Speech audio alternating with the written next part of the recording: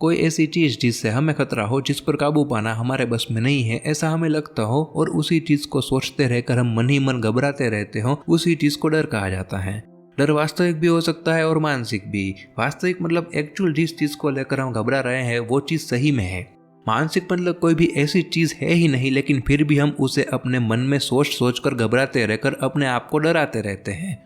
जितना हम वास्तविक डर को लेकर चिंतित नहीं होते, उससे कहीं ज्यादा मानसिक डर हमें चिंतित करता रहता है।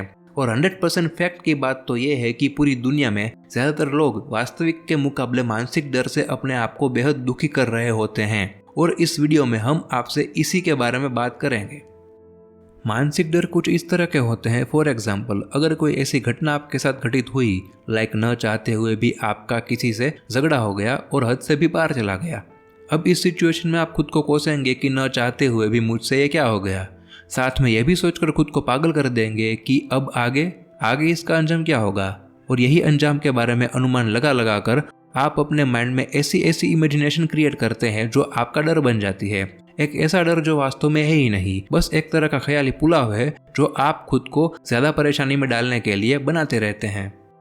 कुछ मानसिक डर ऐसे भी होते हैं जो खामखा हमारे दिमाग में हो रहे भ्रमित ख्यालों की वजह से क्रिएट होते हैं। फॉर एग्जाम्पल, किसी को आग से डर लगता है, लाइक कोई आग से भरी ऐसी घटना कहीं पर देख ली जो दिमाग में इस तरह से छप चुकी है कि अगर वो इंसान जरा सी भी आग कहीं देख ले तो घबराहट महसूस करने लगेगा और इस तरह से बेचैन हो जाएगा जैसे वो आग उनको नुकसान पहुंचा रही हो। किसी को ऊंचाई से डर लगता है, लाइक कोई हिल स्टेशन के छोर पर या कोई 100 मंजिला बिल्डिंग के टेरेस पर खड़ा रहे और सामने की ओर या नीचे की ओर नजर करे तो उन्हें घबराहट सी होने लगेगी और उन्हें ऐसा लगने लगेगा कि वो अभी गिर जाएगा। किसी को दुर्घटनाओं को देख या सुनकर डर लगता है, लाइक कोई खतरनाक एक्सीडेंट, किसी के साथ हुई लूट, किसी को कोई गंभीर हालत से हुए उन पर दुख जो बहुत ही दर्दनाक हो, या कोई हॉरर कहानी या कोई ऐसी रियल वाली हॉरर मोमेंट। ऐसी चीज़ों के बारे में सुनेगा या देखेगा तो वो खुद भी अपने आप को उनसे रिलेट करके ऐसा सोच सोच कर डरेगा और मेंटली बेचैन रहेगा कि ऐसी घटना अगर उनके साथ हो जाए तो क्या क्या होगा। लेकिन सच मानो तो वास्तव में ऐसा कुछ तो ना ही होता है और ना ही हो सकता है। ये बस हम अपने निराशावादी रवैये से सोच सोच कर खुद को खामखा बेचैनी और मानसिक दुविधाओं से भरने के लिए करते रहते हैं। इसमें हमारा कोई दोष नहीं है, क्योंकि हमारे माइंड की नेचुरल एक्टिविटी ही यही है कि हम जो भी बुरा या अच्छा देखते हैं तो तुरंत हमें इसी तरह के बहुत सारे ख्याल आने लगते हैं और कुछ कुछ चीज़ों में हम खुद को रिलेट भी करने लगते हैं। लेकिन इसमें दुविधा की बात यह है कि हमारा माइंड जितना अच्छी चीज़ों से रिलेट करता है उससे कहीं ज़्यादा बुरी या अनवांटेड चीज़ों से रिलेट करता है। और यही चीज़ों में कुछ चीज़ें ऐसी भी होती है जो हमें ख्यालों में आकर डराती रहती हैं और ऐसे डर हमारी आदत तक बन जाते हैं, जिसे एक तरह का वहम भी कहा जाता है। इससे निपटने का एक ही रास्ता है, हमें अपने माइंड से ऐसी वहमी चीजों को एक भ्रम समझकर, जो वाकई में एक भ्रम ही है, उसे पूरी तरह से बाहर निकाल के एक ऐसी क्लियरिटी देकर खुद को ऐसी सोच अपनानी होगी जो रियलिटी बेस्ड हो। लेकिन यह होगा कैसे? क्योंकि बहुत सारी ऐसी ख्याली थिंकिंग है जो हम छोड़ना चाहते हैं फिर भी छोड़ नहीं पाते, जो कैसे भी करके हमारे ख्यालों में आ ही जाती हैं। तो कैसे हम उनसे निपट पाएंगे? एक सिंपल लेकिन काफ़ी असरदार तरीका है जिससे हम ऐसी ख्याली चीज़ों से आसानी से निपट सकते हैं। बस आपको सिर्फ इन 3 सवालों का यूज़ करना होगा। पहला सवाल, क्या यह पॉसिबल है?